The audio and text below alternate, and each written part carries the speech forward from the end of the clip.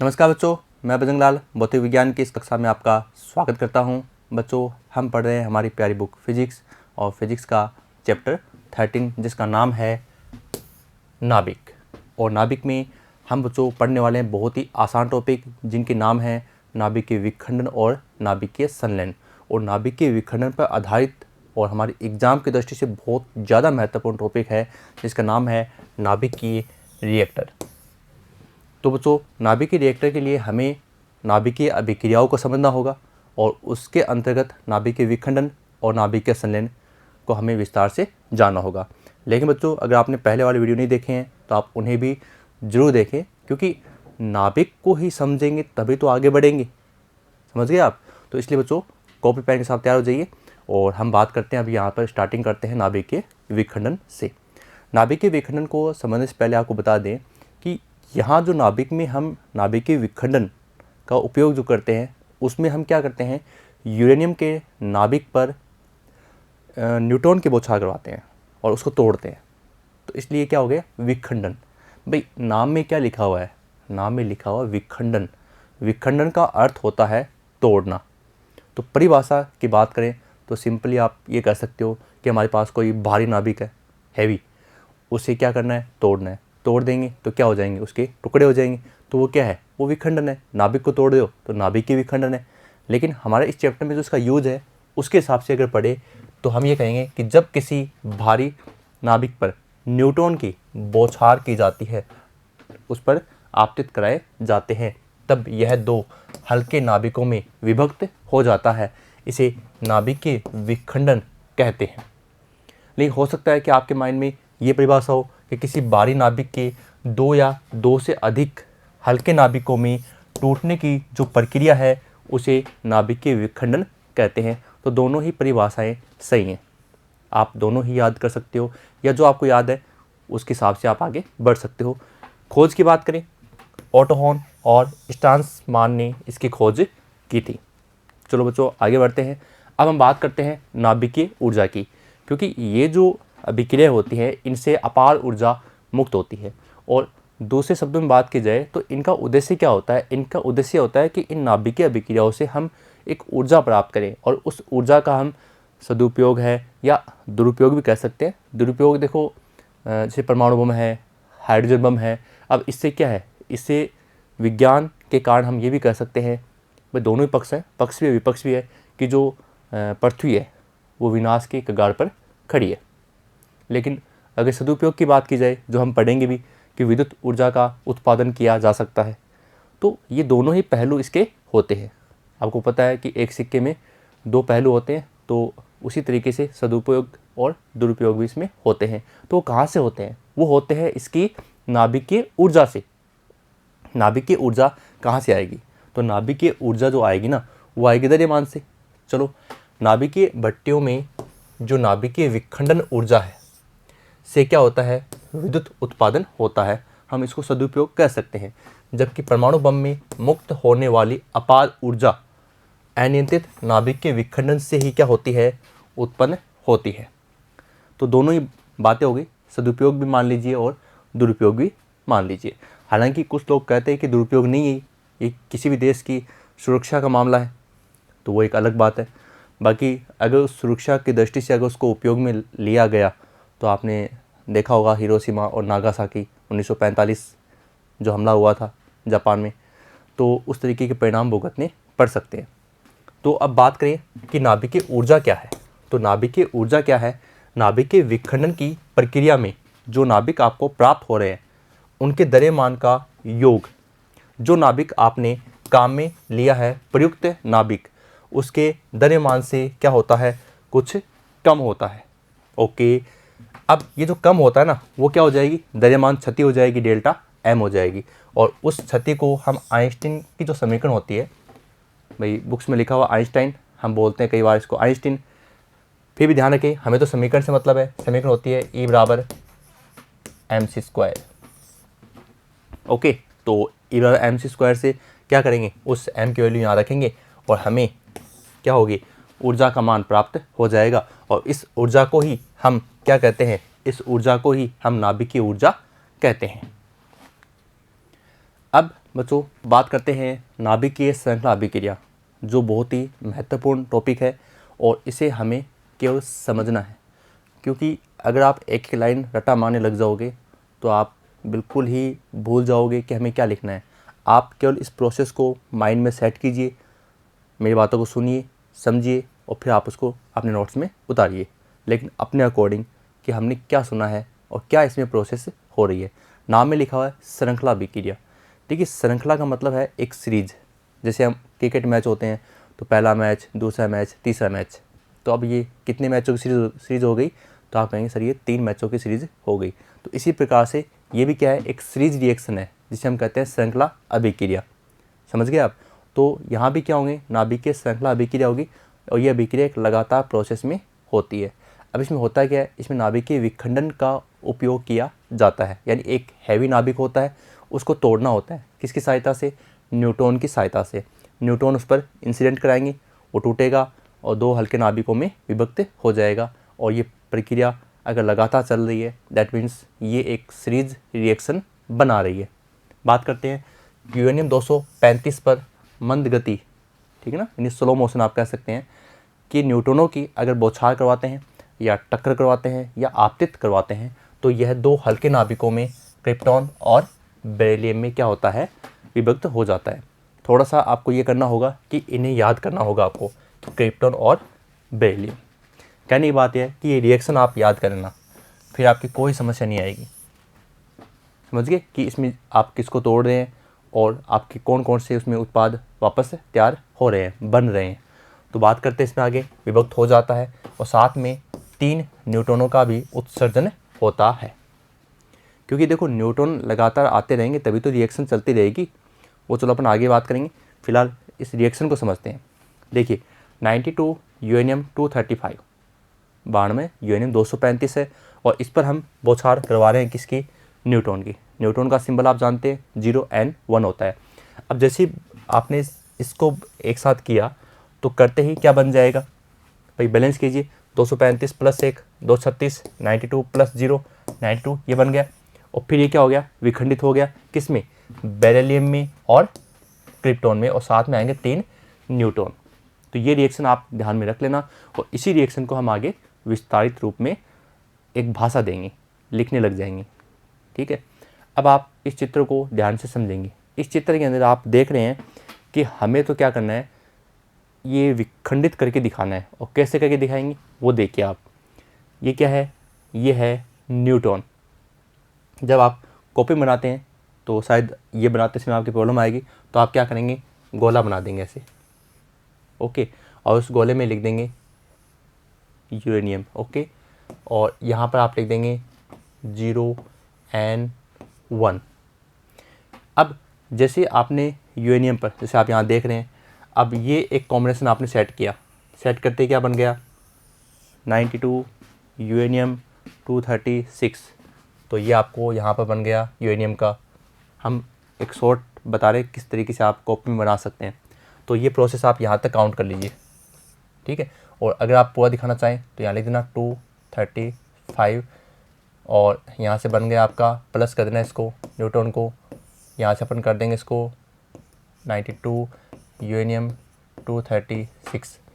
अब क्या होगा, अब यहाँ से देखिए, यहाँ से आपको बताया गया कि उत्पाद के रूप में क्रिप्टॉन, बेरिलियम और 3 न्यूट्रॉन निकलते हैं।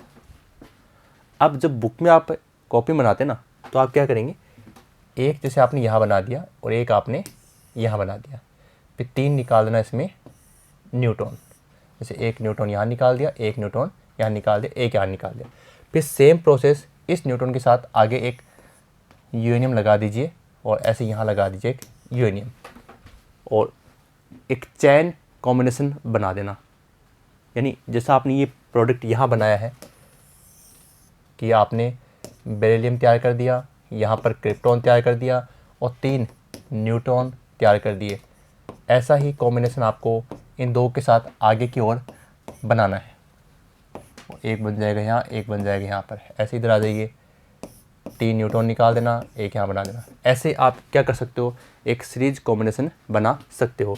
फिलहाल आप इसको यहाँ समझ लीजिए कि हम यूरेनियम पर क्या कर रहे हैं, हम यहाँ यूरेनियम पर बौछार करवा रहे हैं किसकी, न्यूट्रॉन की। और बौछार कराने के बाद में जो हमारा प्रोडक्ट बन रहा है उसकी हम बात कर रहे हैं। अब देखिए आप इसमें जैसे आपने यहाँ पर बात की उसको दोबारा समझिए।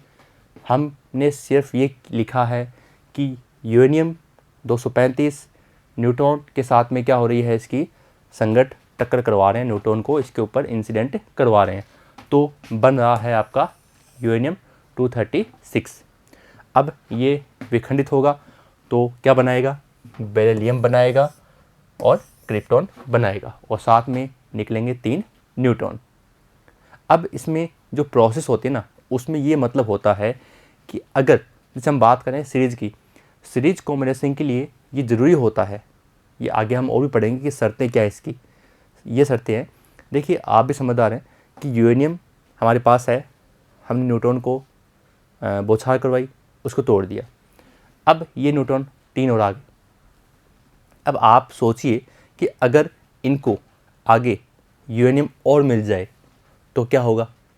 आप कहेंगे कि सर यही प्रक्रिया दोबारा हो जाएगी। बिल्कुल सही, यानी इस अभिक्रिया को लगातार बनाए रखने के लिए हमें ये आवश्यक है कि हमारे पास यूरेनियम आगे मिलता रहे, ये कह सकते हो प्रचुर मात्रा में विद्यमान हो। ठीक है, और इसके अलावा एक पॉइंट और कह सकते हो आप कि 3 न्यूट्रॉन है। अब 3 न्यूट्रॉन में हम आपसे ये पूछ रहे हैं कि इस अभिक्रिया को लगातार आगे बनाए रखने के लिए कितने न्यूट्रॉन अभिक्रिया में भाग लें कि अभिक्रिया भी लगातार होती रहे। तो आप ये कहेंगे कि कम से कम अगर 1 न्यूट्रॉन भी अगले यूरेनियम परमाणु को विखंडित करता है तो यह अभिक्रिया लगातार चलती रहेगी। बिल्कुल सही बात है, और अधिक करते हैं तो अधिक हो जाएगी, जितना इसमें न्यूट्रॉन भाग लेंगे, पार्टिसिपेट करेंगे, उतनी ऊर्जा भी क्या हो जाएगी, अपार हो जाएगी। लेकिन क्या होता है, जितने न्यूट्रॉन अगर ज़्यादा पार्टिसिपेट करने लग जाएंगे ना, तो ये जो रिएक्शन है वो आउट ऑफ कंट्रोल हो जाएगी, वो बहुत ज़्यादा ऊर्जा निकलेगी और वो क्या होती है, विनाशकारी होती है। फिलहाल आप समझिए कि देखिए यहाँ से हम मान लें कि आगे की ओर 2 न्यूट्रॉनों ने क्या की, अगले 2 यूरेनियम परमाणु से टक्कर की। समझ गए, 3 निकल रहे यहाँ से, 3 में किसी 2 ने क्या की, आगे यूरेनियम परमाणु से टक्कर की। भाई चैन रिएक्शन बना रहे हैं, सीरीज कॉम्बिनेशन आगे, तो 2 ने रिएक्शन की तो दोनों के अलग अलग 3-3 न्यूट्रॉन निकल जाएंगे, 3 उसके निकलेंगे, 3 उसके निकलेंगे। अब उन 3 में से अपन फिर मान लेते हैं कि 2 न्यूट्रॉन और इन 3 में से फिर से वही माने कि 2 न्यूट्रॉन और, तो 2 इधर और 2 इधर, उन्होंने क्या किया, आगे जाकर कॉम्बिनेशन किया, तो 2 और 2 4, मतलब यहाँ देखो 1 न्यूट्रॉन, फिर इनमें से अपन ने मान लिया कि 2 न्यूट्रॉन काम कर रहे हैं आगे, फिर उन दोनों में से आगे 2-2 प्लस यानी 4 न्यूट्रॉन, तो वो 4 न्यूट्रॉन 4 यूरेनियम परमाणुओं को तोड़ेंगे। तो इस प्रकार से न्यूट्रॉनों की संख्या बढ़ती जाएगी और अभिक्रिया लगातार चलती जाएगी और ऊर्जा मुक्त होती जाएगी। तो ये है हमारी नाभिकीय श्रृंखला अभिक्रिया। श्रृंखला अभिक्रिया में विखंडन से प्राप्त होने वाले तीनों न्यूट्रॉनों में से कम 1 न्यूट्रॉन अभिक्रिया में आवश्यक रूप से भाग लेता हो, और वो भी सक्रिय रूप से। आप लिख सकते हो यहाँ पर आवश्यक रूप से क्या होना चाहिए, सक्रियता के साथ क्या करे, भाग ले, यानी एक्टिव होना चाहिए ना। 3 न्यूट्रॉन तो आ रहे हैं, अब 3 में एक्टिव कौन है, वही तो आगे जाएगा। उपयुक्त चित्रानुसार चित्र हम बना चुके हैं। विखंडन के पश्चात 2 न्यूट्रॉन अन्य 2 यूरेनियम परमाणु को क्या करेंगे, विखंडित करेंगे। ठीक है, और यदि न्यूट्रॉनों को यूरेनियम नाभिक अगर लगातार मिलता रहेगा तो न्यूट्रॉन क्या करेंगे, विखंडन करते रहेंगे। यानी यूरेनियम अगर आपके पास प्रचुर मात्रा में विद्यमान है तो ये अभिक्रिया आप लगातार देख सकते हो कि हो रही है। 2 न्यूट्रॉनों के पश्चात अगले चरण में मान लेते हैं कि 2 + 2, दोनों के अलग अलग स्टेप हो रहे हैं, तो 4 हो गए। 4 न्यूट्रॉन क्या करेंगे, यूरेनियम परमाणुओं का विखंडन करते हैं, जिससे यह अभिक्रिया लगातार चलती रहती है और चलती रहेगी। तो यूरेनियम के एक नाभिक के विखंडन से लगभग 200 MeV, एम होता है मेगा 10⁶ EV ऊर्जा उत्पन्न होती है, और श्रृंखला अभिक्रिया के कारण विखंडित होने वाले नाभिकों की संख्या तेज़ी से बढ़ती है और ऊर्जा भी तेज़ी से बढ़ती रहेगी। लेकिन फिर ज़्यादा अनियंत्रित, भाई श्रृंखला अभिक्रिया 2 प्रकार की होती है, एक होती है नियंत्रित और एक होती है अनियंत्रित। नियंत्रित में तो चलो सही है, लेकिन अनियंत्रित में विनाश की संभावना बन जाती है। अब बच्चों बहुत ही शानदार बात है कि श्रृंखला अभिक्रिया को लगातार बनाए रखने के लिए क्या आवश्यक है। हालांकि हमने बात कर ली थी, फिर भी इसमें एज ए फॉर्मूला हम देखते हैं कि क्या आवश्यक होता है। देखिए, सबसे पहले अगर बात करें तो श्रृंखला अभिक्रिया के लिए जो आवश्यक शर्तें हैं उसमें पहली जो शर्त है वो आपकी है न्यूटन गुणन कारक या पुनरुत्पादन गुणांक की। नाम आपको लग रहा है कि बहुत खतरनाक नाम लिख दिया सर ने, लेकिन ये टॉपिक बहुत ही आसान है। कैसे? इसमें एक फॉर्मूला है। जैसे मान लीजिए कि आपको एक पहले घंटे के अंदर आपको 10 रुपये दिए गए, अगले घंटे में आपको 20 रुपये दिए गए, तो आपके पैसे क्या हो गए? बढ़ गए। तो अगर इसी तरीके से अगर आपको पैसे मिलते रहे तो आपके पैसों की संख्या बढ़ जाएगी। लेकिन अगर पहले 10 रुपये दिए, फिर आपको कम रुपये दिए गए 5, फिर अगले में क्या दिए गए? 4 दिए गए, फिर और कम, फिर आपके दे दिए पैसे कितने हो गए? 0। मतलब पैसे आपको देने बंद कर दिए गए। तो ऐसा ही सिस्टम यहाँ होता है। यहाँ एक फॉर्मूला देखो, आप देख रहे हैं, और उस फॉर्मूले को ही न्यूटन गुणन कारक कहते हैं।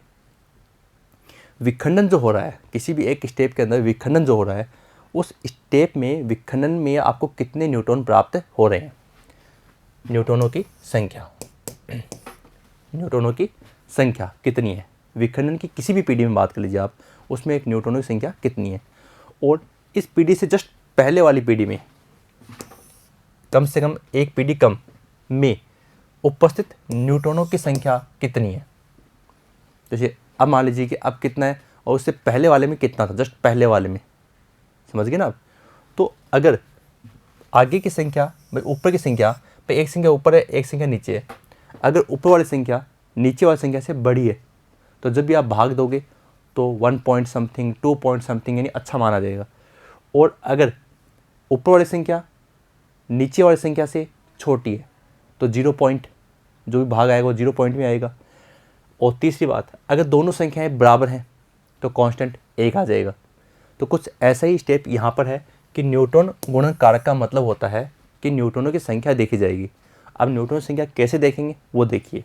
Case first, k greater than 1, कि आपको इसका मान 1 से अधिक प्राप्त हो रहा है। 1 से अधिक तभी प्राप्त होता है जब ऊपर वाली संख्या, अगर हम ये कह दें कि ऊपर वाली संख्या अंश है, नीचे वाली संख्या हर है, तो इसका मतलब ये हुआ कि अंश हर से बड़ा है, और अंश बड़ा है तो आंसर हर का उसमें भाग दोगे तो 1 पॉइंट समथिंग ही आएगा, या चलो 2 पॉइंट 3 पॉइंट, लेकिन 1 से तो बड़े होगा ना, समझ गए? तो इस केस में क्या होगा? इसमें प्रत्येक पीढ़ी में न्यूटनों की संख्या बढ़ती है। हर स्टेप में न्यूटन की संख्या बढ़ रही है तो उससे पहले वाली, उस बढ़ने वाली से तो क्या होगी? कम होगी। तो अभिक्रिया भी क्या होगी? उसकी वेलोसिटी, उसका वेग भी बढ़ जाएगा। यानी अगर प्रत्येक पीढ़ी में न्यूटन की संख्या बढ़ रही है तो क्या होगा? अभिक्रिया का वेग लगातार बढ़ता जाएगा और अभिक्रिया अनियंत्रित होने की पूरी संभावना बन जाती है। केस 2 की बात करें तो केस 2 में देखिए k बराबर क्या है? 1। इसमें क्या है? इसमें प्रत्येक पीढ़ी में न्यूटनों की संख्या समान रहती है। हर पीढ़ी में न्यूटनों की संख्या क्या है? भाई जिस पीढ़ी की बात करें उसमें भी न्यूटन उतनी है, उससे पहले वाले में भी न्यूटन उतनी है, उससे पहले वाले में भी न्यूटन उतनी है। इसका मतलब समान संख्या है तो भाग देंगे तो 1 आएगा। तो संख्या क्या होती है? समान रहती है, जिससे अभिक्रिया नियत वेग से चलती रहती है और हमारे लिए यही उपयोगी होती है। इस प्रकार की कंडीशन से ही हम क्या करते हैं, एक जो ऊर्जा है वो उसका सदुपयोग कर सकते हैं। केस 3 की बात करें, ये देखिए k लेस देन 1 है। k लेस देन 1 है, इसका मतलब इसमें प्रत्येक पीढ़ी में न्यूटनों की संख्या घटती है। और न्यूटनों की संख्या अगर घट रही है, भाई जैसे यहाँ मान जो था उससे अगली पीढ़ी में मान कम है, उससे अगली पीढ़ी में और कम है, उससे अगली पीढ़ी में बिल्कुल ही कम है, और दे वो ख़त्म हो जाएगा तो मान 0 पॉइंट समथिंग आएगा ना, तो 1 से तो छोटा आएगा, तो घटती है, जिससे अभिक्रिया कुछ समय पश्चात क्या हो जाएगी? बंद हो जाएगी। और स्वपोषी का इसमें कोई ऐसा साधन उपलब्ध होता नहीं कि ये अपने आप स्टार्ट हो जाएगी। न्यूटन नहीं मिलेंगे तो ये स्वपोषी वाला सिस्टम इसमें नहीं चलता है। तो इस प्रकार से 3 कंडीशन इसमें होती हैं, ठीक है? तो ये हमारा पहला हो गया। दूसरे की बात करें तो क्रांतिक द्रव्यमान। भाई विखंडन के लिए आपके पास आवश्यक रूप से क्या हो? एक मात्रा होनी चाहिए कि आप किसे विखंडित कर रहे हैं। तो मान लीजिए कि हमारे पास विखंडित करने के लिए जो पदार्थ है उसकी बात करें कि नाभिकीय श्रृंखला अभिक्रिया के लिए यह आवश्यक है कि विखंडित होने वाले पदार्थ की मात्रा एक निश्चित द्रव्यमान के बराबर होनी चाहिए, जिसे क्या कहते हैं, क्रांतिक द्रव्यमान कहते हैं। समझ गए। और अगर m ग्रेटर देन 1 है, इसका मतलब आपके पास द्रव्यमान बहुत ज़्यादा है, पदार्थ की मात्रा बहुत ज़्यादा है, अतिक्रांतिक द्रव्यमान है जो विनाशकारी साबित हो सकता है। m बराबर 1 है, ये सदुपयोग है, सही मात्रा है क्रांतिक द्रव्यमान जिसकी हमें आवश्यकता होती है। m लेस देन 1 है तो न्यू क्रांतिक द्रव्यमान होगा, अभिक्रिया ज़्यादा चल नहीं पाएगी। और अभिक्रिया को बनाए रखने के लिए हमें जिस द्रव्यमान की आवश्यकता है वो होता है क्रांतिक द्रव्यमान। तो यहाँ चांसेस क्या रहेंगे, लगभग 0 रहेंगे। बात करते हैं नियंत्रित श्रृंखला अभिक्रिया की। नियंत्रित नाम में लिखा हुआ है कि नियंत्रण में है, उसमें देखो क्या होता है, नियंत्रित श्रृंखला अभिक्रिया के लिए ये आवश्यक होता है कि विखंडन से जो प्राप्त हो रहे हैं आपके पास 3 न्यूट्रॉन, और हमें नियंत्रित रूप से रखना है, तो आप ये मानकर चलिए कि कम से कम 1 न्यूट्रॉन क्या करेगा, सक्रिय रूप से भाग लेगा। अगर ज़्यादा न्यूट्रॉन भाग लेंगे तो अभिक्रिया क्या हो जाएगी, अनियंत्रित हो जाएगी। अगर 1 से कम यानी कोई न्यूट्रॉन भाग नहीं ले रहा है तो अभिक्रिया बंद हो जाएगी। तो हमें तो अभिक्रिया को लगातार चलाए रखना है, उसको बनाए रखना है। तो हमें यहाँ कम से कम ये आवश्यक है कि 1 न्यूट्रॉन सक्रिय रूप से भाग लेता है। इसमें के बराबर क्या होता है, 1 होता है। ठीक है। चाहे न्यूटन गुणनकारक की बात करें तो प्रत्येक पीढ़ी के अंदर न्यूटनों की संख्या आपको वही प्राप्त होती है जो उससे पहले वाली पीढ़ी में थी। इसमें अभिक्रिया का वेग नियत रहेगा क्योंकि प्रत्येक पीढ़ी में न्यूटनों की संख्या क्या है, समान रूप से है, कांस्टेंट है। उदाहरण की बात करें जो हम पढ़ेंगे आगे, न्यूक्लियर रिएक्टर अर्थात परमाणु भट्टी, जो हमारे लिए मोस्ट टॉपिक है। अब अनियंत्रित की बात करते हैं। तो जब आप नियंत्रित समझ गए हो तो अनियंत्रित में आपके समस्या नहीं आएगी, क्योंकि इस अभिक्रिया के लिए ये आवश्यक है कि विखंडन से प्राप्त होने वाले 3 न्यूट्रॉनों में से 1 से अधिक, भाई 1 तो है, अब 1 से अधिक होने चाहिए, 2 है, 3 है, वो क्या करते हैं, वो सक्रिय रूप से भाग लेते हैं।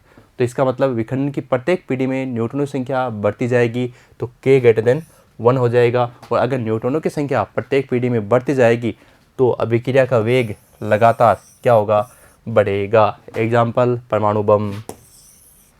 ओके, चलो आगे बढ़ते हैं। अब आगे नाभिकीय भट्टी, जिसका हम इंतज़ार कर रहे थे, जिस टॉपिक को पढ़ने के लिए हम क्या थे, लालायित थे कि हम कब इसको पढ़ेंगे। चलो आगे है, बहुत आसान सा है। वह उपकरण जिसकी सहायता से हम क्या करते हैं, इस नाभिकीय ऊर्जा का एक अच्छा उपयोग कर सकते हैं, और वो है नियंत्रित श्रृंखला अभिक्रिया। और नियंत्रित श्रृंखला अभिक्रिया जिस साधन के द्वारा करवाई जाती है उसे ही हम क्या कहते हैं, उसे ही हम नाभिकीय भट्टी कहते हैं। सबसे पहले हम बात करेंगे नाभिकीय भट्टी के मुख्य भागों की। तो उसमें जो मुख्य भाग हैं वो स्टार्ट करते हैं। सबसे पहला भाग ईंधन। देखो, किसी भी अभिक्रिया को आप लगातार चलाए रखना चाहते हो तो आपके पास क्या होना चाहिए, आपके पास फ्यूल होना चाहिए। और इस फ्यूल के रूप में यहाँ पर जो आप काम में लेते हैं वो है यूरेनियम 235 और प्लूटोनियम 239 आप यहाँ काम में ले सकते हैं। ईंधन का कार्य क्या होता है, ईंधन का मुख्य कार्य होता है पदार्थ को विखंडित करना, जिसकी सहायता से आप इसको विखंडित करने वाले हो। यानी जो आपको विखंडित होने के लिए जो पदार्थ चाहिए वो क्या है, आपका ईंधन है यहाँ पर। और उसके रूप में आप क्या करेंगे, यूरेनियम 235 या प्लूटोनियम 239 काम में लेते हैं। ठीक है बच्चों। अब बात करते हैं मंदक। मंदक जो आपकी स्पीड क्या करेगा, कम करेगा। हमारी स्पीड नहीं, यहाँ पर जो न्यूट्रॉनों की बात करेंगे उनके लिए बात है। इसका मुख्य कार्य क्या होगा, नाभिकीय अभिक्रिया के वेग को नियंत्रित करना होता है। और ये परीक्षा में आया हुआ भी है कि किन्हीं 2 मंदक पदार्थों के नाम लिखिए। और मंदक के रूप में यहाँ पर भारी जल D2O या ग्रेफाइट का उपयोग करते हैं। नियंत्रक छड़ों की बात करें तो नियंत्रक छड़ें होती है कंट्रोल करने वाली, और उसमें यहाँ काम में लेते हैं कैडमियम, क्योंकि कैडमियम न्यूट्रॉनों का अच्छा अवशोषक होता है। इनका मुख्य कार्य अभिक्रिया में न्यूट्रॉनों के वेग को नियंत्रित करना होता है। इसके लिए नियंत्रक छड़ों के रूप में कैडमियम CD की छड़ें काम में ली जाती हैं, क्योंकि CD जो है वो न्यूट्रॉनों का एक अच्छा अवशोषक होता है। शीतलक की बात करें, नाभिकीय भट्टी में अपार ऊर्जा मुक्त होती है। अब उसको शांत करने के लिए क्या करते हैं, जिसे भट्टी से बाहर करने के लिए शीतलक के रूप में जल या वायु का उपयोग करते हैं। शीतलक के रूप में जल या वायु का उपयोग करते हैं और उसे बाहर निकालते हैं। परिरक्षक, रक्षा करने वाला। नाभिकीय भट्टी के चारों ओर 5-6 फुट मोटी कंक्रीट की सीमेंट वाली एक दीवार बना देते हैं, जिसे हम क्या कहते हैं, परिरक्षक कहते हैं, जिसे परिरक्षक कहते हैं। यह दीवार भट्टी के पास कार्य करने वाले व्यक्तियों को सुरक्षा प्रदान करती है, क्योंकि जब इतनी न्यूक्लियर रिएक्शन की बात कर रहे हैं तो वहाँ जो फैक्ट्री में जहाँ पर ये जो न्यूक्लियर रिएक्टर है उसको अंजाम दे रहे हैं, तो साइंटिस्ट है या मजदूर वगैरह जो भी लगे हुए हैं, उनकी रेडिएशन से क्या होती है, उनको कोई समस्या हो सकती है।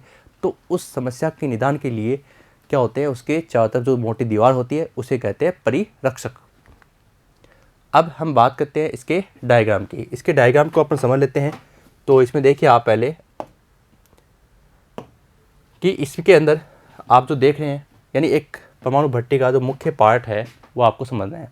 और पार्ट में आप क्या करना है, आपको पहले ये इस तरीके का बनाना है, ब्लॉक टाइप में, ठीक है। अब इस ब्लॉक में क्या होते हैं, बीच में क्या होती हैं, आप देख रहे हैं रिएक्टर के अंदर वेज लगी हुई है और यहाँ पर छड़ें होती हैं, और इन सबको क्या होते हैं, एक कंट्रोलर होता है, ठीक है।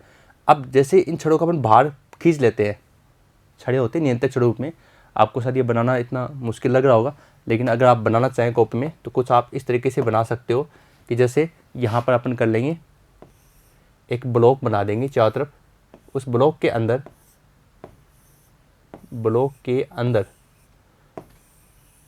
जैसे यहाँ से डायरेक्ट कर देना आप, ये कैडमियम की छड़ें होती हैं, 4 कर देना आप इसमें कैडमियम की छड़ें, ओके। और यहाँ अपन एक ब्लॉक सा बना देंगे अंदर एक और, उस ब्लॉक के अंदर कुछ डार्क सर्किल बना देंगे। डार्क सर्किल का मतलब होगा कि ये ईंधन के रूप में यहाँ पर यूरेनियम रखा हुआ है, और ये जो छड़ें होती है इनका एक बाहर की ओर पुशिंग टाइप होता है, जिसको बाहर से खींच लिया जाता है। अब जैसे इसको बाहर से खींच लेंगे तो ये क्या हो जाएंगे, बीच का गैप हट जाएगा, हट जाएगा मतलब ये तो बाहर चले गए। अब ये और ये आपस में मिल जाएंगे, मिलेंगे मतलब न्यूट्रॉनों ने क्या कर दिया, न्यूट्रॉनों ने विखंडन करवाना शुरू कर दिया, किसका, यूरेनियम का। क्योंकि इनको बाहर निकालते ही कैडमियम के छड़ों को न्यूट्रॉन क्या करेंगे, टकराएंगे किससे, यूरेनियम से, और उनको क्या करेंगे, विखंडित करेंगे, और अभिक्रिया में ऊर्जा स्टार्ट हो जाएगी। अब जैसे हमें लगे कि भाई अभिक्रिया तो बहुत ज़्यादा हो रही है, न्यूट्रॉनों ने अपना काम करना शुरू कर दिया है, तब इन छड़ों को वापस पकड़कर अंदर की ओर पुश कर दो, तो ये वापस उनके बीच में घुस जाएंगे और न्यूट्रॉनों को मंदित कर देंगे और अभिक्रिया को भी कंट्रोल में कर लेंगे। तो इस प्रकार से ये अभिक्रिया होती रहती है। आप इसमें देखिए यहाँ पर फ्यूल रोड्स हैं, कंट्रोल रोड्स हैं, और ये टरबाइन है। जो एनर्जी होती है उससे क्या होता है, टरबाइन घूमता है, और टरबाइन घूमता है, टरबाइन मतलब पंखा टाइप होता है, पंखे टाइप में कुछ ऐसा एक पंखा होता है, ये घूमता है। तो ये जनरेटर से क्या होती है, इलेक्ट्रिसिटी तैयार हो जाती है। समझ गए आप। चलो आगे बढ़ते हैं। अभिक्रिया को प्रारंभ करने के लिए कैडमियम की छड़ों को क्या करना होगा, बाहर खींचना होगा, बाहर खींचेंगे, जिससे अंदर क्या होगा, जो न्यूट्रॉन होंगे वो यूरेनियम परमाणुओं का विखंडन करना प्रारंभ कर देंगे, और सीधी सी बात है अपार ऊर्जा मुक्त होने लग जाएगी, क्योंकि विखंडन से ऊर्जा अपार मुक्त होती है। अभिक्रिया को पुनः मंदित करना है मान लीजिए, तो क्या करेंगे, कैडमियम की छड़ों को पुनः अंदर की ओर धकेल देंगे, जिससे यह न्यूट्रॉनों के वेग को नियंत्रित कर लेती है, क्योंकि न्यूट्रॉनों की अच्छी अवशोषक होती है कैडमियम, और इस प्रकार यूरेनियम परमाणु के विखंडन से अपार ऊर्जा मुक्त होती है। यानी हमने यहाँ अभिक्रिया स्टॉप कर दी तो अब ऊर्जा तो हमें प्राप्त हो चुकी है। अब बात करते हैं नाभिकीय भट्टी के उपयोग की। और नाभिकीय भट्टी के उपयोग की बात करें तो इसमें अपन देखेंगे, एक तो विद्युत ऊर्जा के उत्पादन में, अभी हमने बात भी की, इलेक्ट्रिसिटी प्राप्त कर रहे हैं, न्यूट्रॉन का समूह प्राप्त करने में, जिसके हम क्या कर सकते हैं, सीरीज रिएक्शन को कंटिन्यू बना कर रख सकते हैं, मेंटेन कर सकते हैं। समस्थानिक प्राप्त करने में भी इसका उपयोग होता है। अब हमारा दूसरा टॉपिक आ गया है नाभिकीय संलयन। नाभिकीय संलयन का मतलब होता है जोड़ना। जैसे विखंडन क्या था, तोड़ना, तो संलयन होता है जोड़ना। कैसे, दो हल्के नाभिक होते हैं, बिल्कुल लाइट न्यूक्लियस जो होते हैं उनको मिला दिया जाए और एक भारी नाभिक बना दिया जाए, तो इस प्रक्रिया को ही क्या कहते हैं, इस प्रक्रिया को कहते हैं नाभिकीय संलयन। अब देखिए नाभिकीय संलयन जो होती है ना, वो ये बोथे और बेकर के अनुसार माना गया है कि सूर्य तथा तारों में होती है, क्योंकि वहाँ ताप क्या होता है, बहुत ज़्यादा होती है, और सूर्य का ताप आपको पता ही है कि उसके तो पास जाना ही नामुमकिन है। तो ऐसे ताप में ये रिएक्शन होती है। इसका मतलब ताप नाभिकीय संलयन कर सकते हो। वह सूर्य तथा तारों में होने वाली जो संलयन प्रक्रिया है उसे हम कहते हैं ताप नाभिकीय संलयन। और उसके लिए शर्तें जो होंगी वो शर्तें बिल्कुल उच्च ताप के अकॉर्डिंग होंगी। उच्च ताप होना चाहिए, लगभग 10 या 6 केल्विन का मान लो। उच्च दाब होना चाहिए, ताप है तो दाब भी होना चाहिए। पर्याप्त हल्के नाभिक विद्यमान होने चाहिए। भाई आप किसको जोड़ रहे हो? हल्के नाभिकों को। आपके पास हल्के नाभिक नहीं है तो किसको जोड़ोगे? अभिक्रिया खत्म है तो आपके पास पर्याप्त मात्रा में हल्के नाभिक भी विद्यमान होने चाहिए। और बात करते हैं ताप नाभिकीय संलयन की। हालांकि अभी मैंने आपको बताया था कि सूर्य तथा तारों में जो नाभिकीय संलयन होती है उसे हम कहते हैं ताप नाभिकीय संलयन। और ये कहाँ से प्राप्त होती है? ये सूर्य के प्रकाश से प्राप्त होती है, क्योंकि सूर्य का तापमान बहुत ज़्यादा होता है। सूर्य के नज़दीक ही कोई नहीं जा सकता आज तक, समझ गए ना। तो जहाँ पर ताप दाब ज़्यादा होते हैं वो इसके लिए क्या होती है? अनुकूल परिस्थिति होती है। किसके लिए? नाभिकीय संलयन के लिए। वैज्ञानिक बोथे के अनुसार सूर्य व तारों के मध्य ऊर्जा का मुख्य स्रोत क्या है? ताप नाभिकीय संलयन होता है। सौर ऊर्जा के कारण उत्पन्न ये होती है। सौर ऊर्जा मतलब अरे सूर्य का प्रकाश, उसके कारण ये क्या होती है? उत्पन्न होती है। सूर्य और तारों में ऊर्जा का जो अध्ययन है वो बच्चों 2 चक्कर में होता है। एक होता है प्रोटॉन प्रोटॉन चक्कर और दूसरा होता है कार्बन नाइट्रोजन चक्कर। अब इन दोनों चक्कर में से नाम में चक्कर है तो वैसे भी चक्कर आ जाता है, लेकिन थोड़ी सी प्रैक्टिस आपको करनी पड़ेगी। आपको इसको समझकर फिर 2-3 बार कॉपी में इसको लिख लिख कर देखना होगा, फिर ये आपके सेट हो जाएगा। तो पहले हम बात करते हैं प्रोटॉन प्रोटॉन चक्कर की। तो देखो बहुत सिंपल सा है, प्रोटॉन प्रोटॉन को जोड़ना है। एक प्रोटॉन 1H1, दूसरा प्रोटॉन 1H1, जोड़ दो। अब 2H2 तो होगा नहीं, आपको पता है 2H2 तो होता ही नहीं है। तो क्या कर देंगे? 1H2 क्या कम रह गया? आप कहेंगे नीचे वाले में कम रह गया, और नीचे वाले में कम रह गया तो इसका मतलब वो यहाँ से निकल गया। निकल गया मतलब हो गया बीटा प्लस हो गया। बीटा प्लस हो गया तो भैया आपको पता है साथ में क्या आएगा? न्यूट्रिनो भी आएगा और ऊर्जा मुक्त होगी।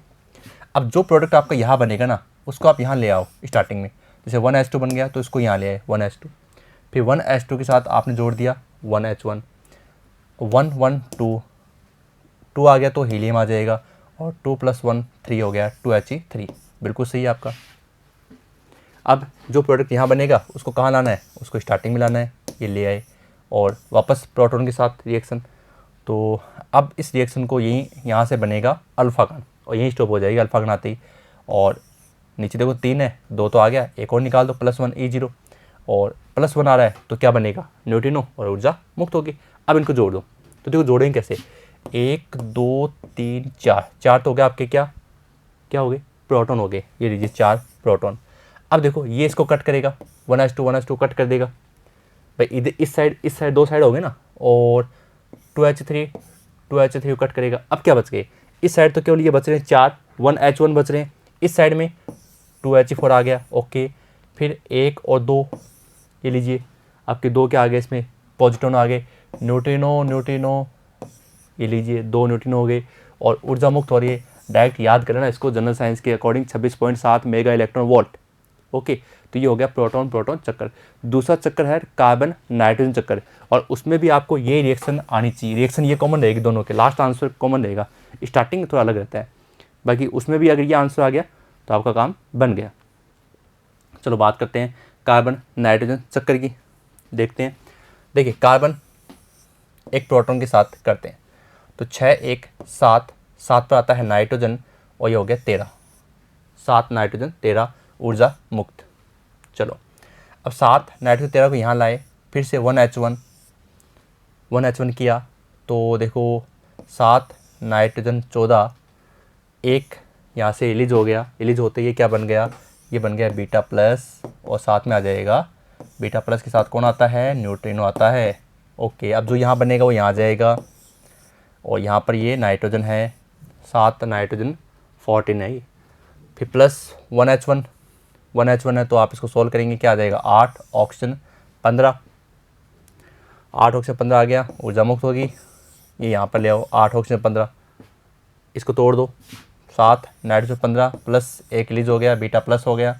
बीटा प्लस हो गया तो न्यूट्रिनो भी आ जाएगा, ये ऊर्जा मुक्त हो गई।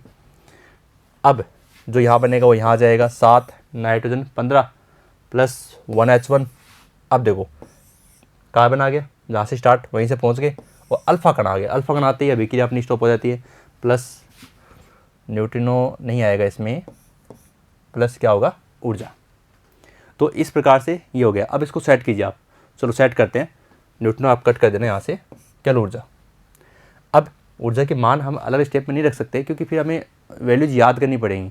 इससे अच्छा लास्ट में हम सीधा से स्टेप कर देंगे 26.7 mega electron volt.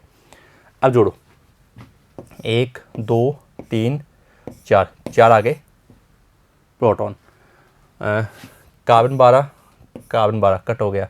Nitrogen 13 cut हो गया।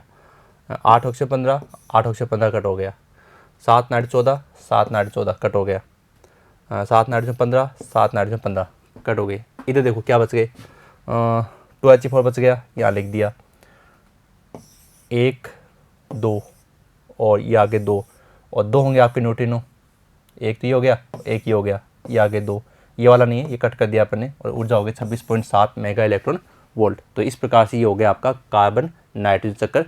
ये ताप नाभिक के संलयन है, और सूर्य तथा तारों में होने वाली ये क्या है, अभिक्रियाएं। जो तारों का चक्कर है उसमें ऊर्जा का जो अध्ययन है, सूर्य तथा तारों के लिए जो ऊर्जा का अध्ययन है वो इन 2 चक्रों के रूप में होता है।